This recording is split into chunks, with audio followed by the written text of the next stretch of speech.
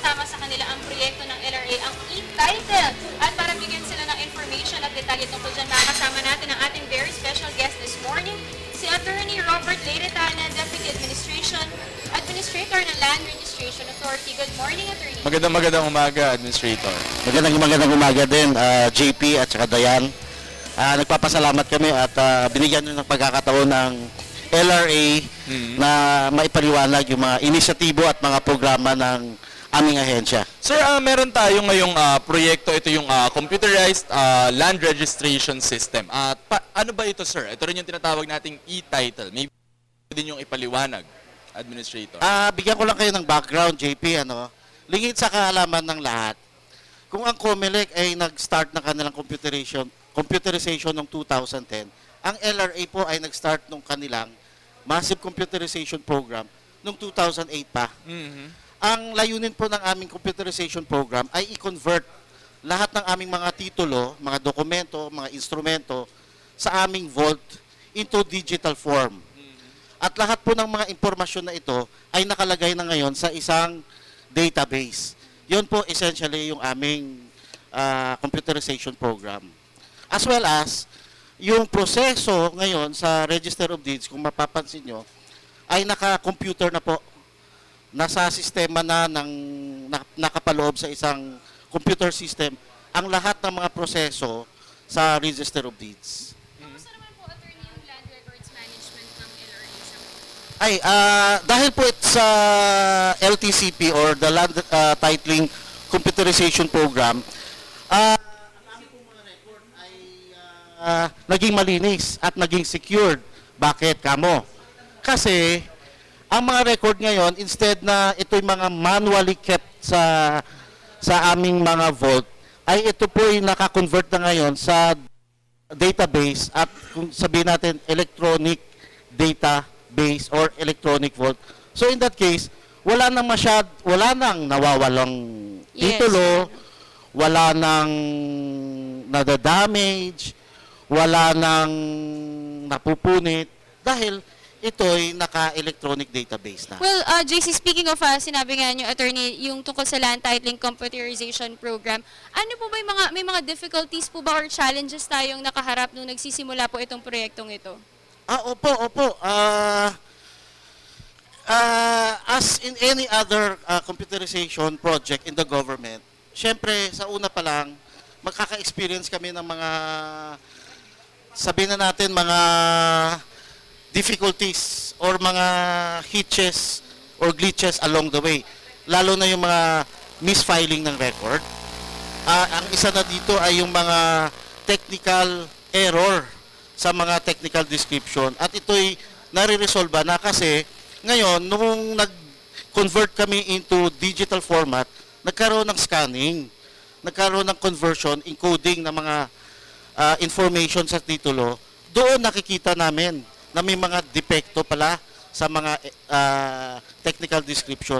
Ngayon, meron na kaming kakayahan na itag ito, i-identify at i-inform ang mga registered owners. Kasi Administrator, sa pagkakaalam ko, nagkakataon din na minsan mali yung mga lote na nasusulat doon sa titulo, tapos nagkakapalit-palit, biglang bigla yung may-ari sa isang lote. Tama po kayo, tama pa kayo. Case in point po, halimbawa, ang isang titulo, yung kanyang technical description sa loob ng kanyang, na nakalagay sa titulo ay open polygon or hindi nagsasara yung mga tie points. Ngayon, because of the computerization program, meron kaming isang programa na paloob dito. Ito yung parcel verification system na kung saan ang isang registered owner pwedeng pumunta sa Register of Deeds at i-verify niya kung itong titulo ba niya ay tama yung configuration ng kanyang lupa.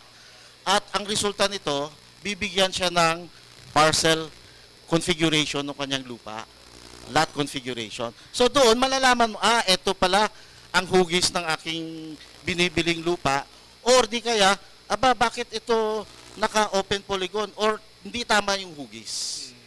Doon po. So, JC, alamin naman natin, since nasabi nga yung e-title, this is actually para ng mga taong may titulo. Paano nyo po nasa-secure or paano nyo po masasabi na yung LRA talagang siniguridad po nila, minake sure po nila yung security nito against sa mga online theft or tampering? Paano po, ano po yung siguro masasabi nating action na ginawa ng LRA na sure po kayo na yung security nito hindi po ito makukuha? Nabanggit ninyo, it's good nabanggit ninyo yung e-title program. Tama po kayo. Ang e-title program is one of the components within the land titling computerization program wherein ang titulo ng isang tao ay pwede nang i-convert into a digital format. In other words, yung kanyang owner's duplicate copy, no, na dati ay manually issued, ito'y i-convert, no? At ang mangyayari ngayon, yung kanyang kopya, yung original copy ng titulo ay from a manually, dati red form kung tawagin namin, ay nasa vault, ngayon ay nasa digital form na. Ang kainaman nito is that there will be no chance for your title, if it is now converted into an e-title, to be damaged by Loss. reason of fire, by flooding, or whatever natural calamity. At sa pagkakaalam ko rin, Administrator, ay layered yung security nito dahil meron doon sa lokal na Register of Deeds, tapos meron din kayo sa mismong central office ng kopya. Tama ba? Tama po, tama po. Administrator? By way of background po, ganito. Ang isang information or yung database ng isang RD, sa RD office, local RD office, kung tawagin naman front end, meron silang database na sarili nila. Okay? Ngayon, itong kanilang database is being backed up with another database na nakabase sa central office. Ito yung aming disaster recovery.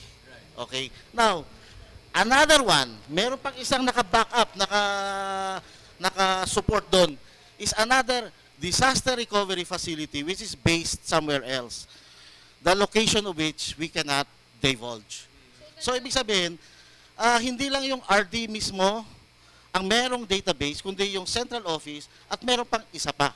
So, bali 3 kopya. So, ibig sabihin, pag nasunog ang RD, meron pang isang kopya.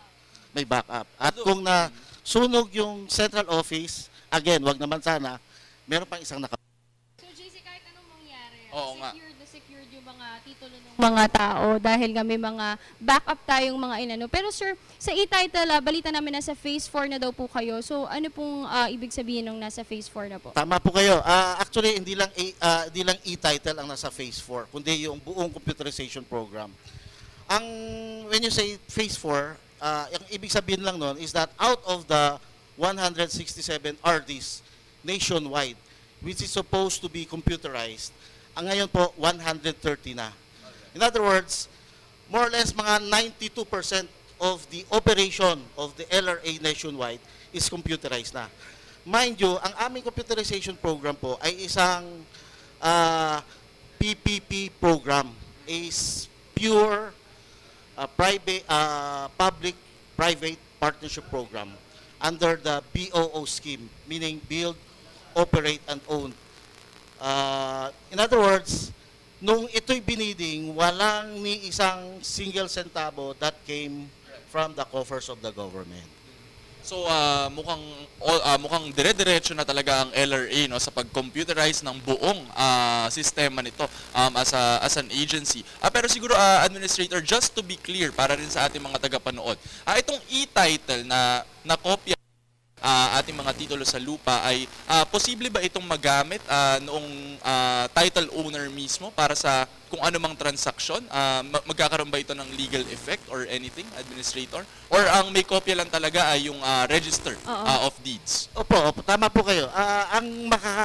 Well, actually, the service is open to everybody, to all registered owners. Ang makaka-benefit nito usually or actually is yung registered owner kasi yung kanyang owner's duplicate copy na manually issued, iso-surrender niya at itong kanyang owner's duplicate na copy na iso-surrender ay i-replace ng isang digitally formatted title, which is now a product of the system. At yung original copy ng kanyang titulo ay wala ng hard copy, kundi nasa digital database na. So, So, may secured talaga. So, attorney, paano po ba mag-register yung mga owners na may titulo ng lupa? Paano po nila i-register sa e-title? May mga requirements po bang kailangan? Yes, may proseso po kaming sinusunod. Unang-una, you have to present the owner's duplicate copy, yung titulo ng registered owner which is in his possession. Number two, kung halimbawa hindi siya yung registered owner, he has to present the special power of attorney of the registered owner. Okay. Meron pong form na pipirmahan siya. Actually, it's a pro forma form na ibibigay namin. Pipirmahan, fill in the blank. It's a petition for voluntary standardization, title standardization. So, pipirma lang siya doon, pipilapan niya, TCT number, and then isasubmit niya lahat ito, iiwan niya yung owner's duplicate copy, and for several days, wala, ilalabas na yung e-title. So, At Administrator, required ba ito sa lahat ng ating Yes. title owners or title holders? Actually, as the title of the program connotes, it's a voluntary e-titling program. In other words, it should be voluntary. What we are actually targeting here is the market of yung mga institutional stakeholders, itong mga bangko, ito yung mga developer. Kasi ito yung merong mga mararaming titulo. Pero of course, kailangan din, kahit sa mga individual title holders, kailangan mag-avail din sila nito para maproteksyonan nila yung integridad ng kanilang titulo. siguro, JC, we encourage na lang yung mga viewers natin to try e-title. Wala rin naman talagang mawawala. Kasi this actually provides the owners better protection against siguro loss and damage. Siguro, attorney, I believe faster transaction na po ang mangyayari with e-title, right?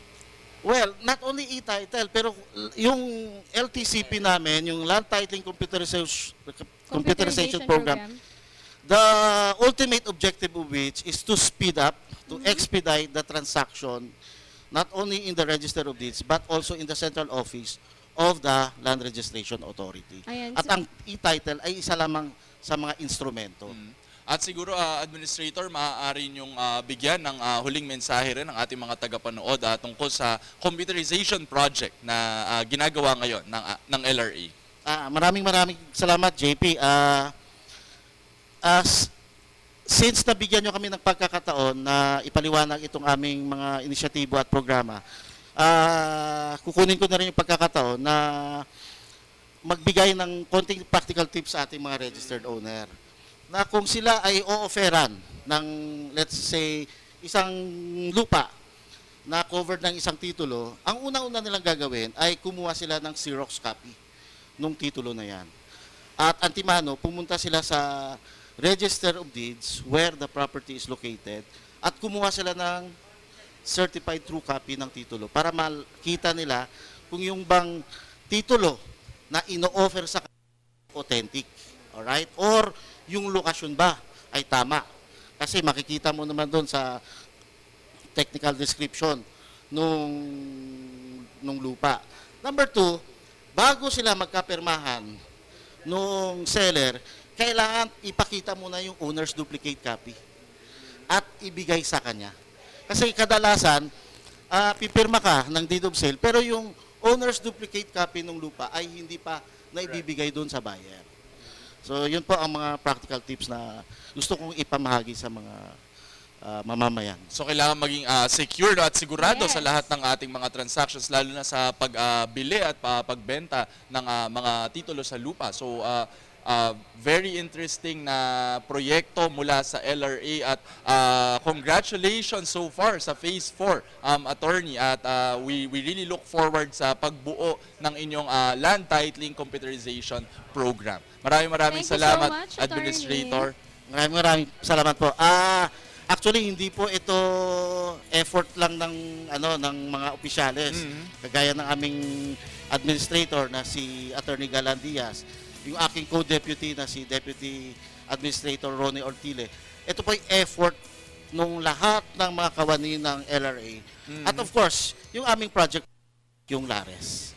Maraming salamat po. Thank Okay, you so much. maraming salamat. Yan po si Attorney Robert Leyretana, Deputy Administrator ng Land Registration Authority.